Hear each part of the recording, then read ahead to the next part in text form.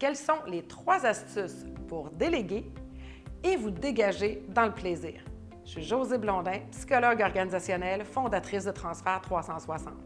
Quelles sont les 3 astuces pour déléguer et vous dégager dans le plaisir? Une des premières est de déjà fixer votre échéancier de votre transition, ce qui va vous amener à faire un listing de vos tâches. Donc, sur 2-3 journées type, vous allez lister l'ensemble des tâches que vous faites. Et vous allez commencer à vous poser la question aussi, est-ce que c'est une tâche unique? Donc, que je suis le seul qui connaît cette connaissance-là. Donc, ça, évidemment, je vais devoir trouver aussi quelqu'un à qui je pourrais transférer ces connaissances-là parce qu'on ne veut pas de savoir unique. Si jamais vous arrivez quelque chose, c'est des savoirs qui risquent de se perdre. Autre chose qu'on va regarder dans votre listing de tâches, quelles sont les tâches que vous pouvez commencer à déléguer? Si par exemple, vous vous occupez de faire les payes, peut-être que c'est une tâche que vous pouvez commencer à déléguer aussi. Déléguer, c'est des petits morceaux à la fois que vous allez transférer à une personne clé ou à votre relève. Également aussi, dans votre listing de tâches, quelles sont les tâches stratégiques? Les tâches stratégiques sont liées vraiment à votre poste à vous. Par exemple, d'analyser les états financiers est une tâche stratégique. Évidemment, ma relève, mes repreneurs, je vais vouloir les amener à ce niveau-là de tâches stratégiques. Et encore une fois, ça va se faire progressivement.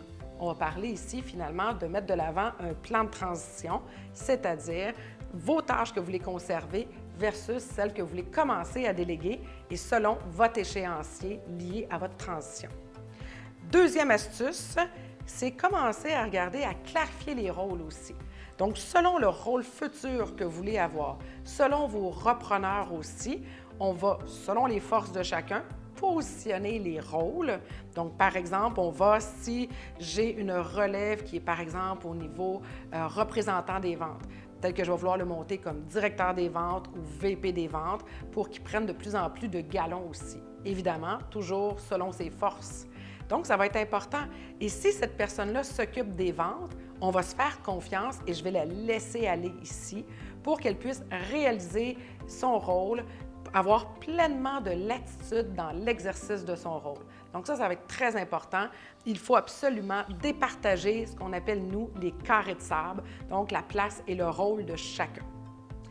Également aussi, une autre astuce, garder le focus sur les résultats. Les moyens, ce n'est pas ça qui est important, c'est le résultat. Donc, par exemple, si je vous dis jeudi prochain, je vais vous aller chercher un colis à Québec, c'est mon résultat.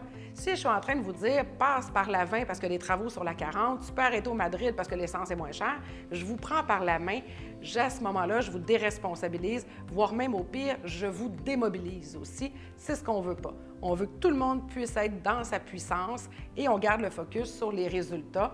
Autant repreneur, autant cédant aussi, on va se fixer des résultats et on va évaluer l'atteinte de ceux-ci à travers, finalement, que ce soit des échéanciers fixés au bout de 3 mois, 6 mois, 1 an. Évidemment, on va le faire avant 1 an parce que ce qu'on veut, c'est pouvoir s'ajuster. Et vous, en tant que relayeur, vous voulez pouvoir appuyer, seconder, accompagner vos releveurs aussi.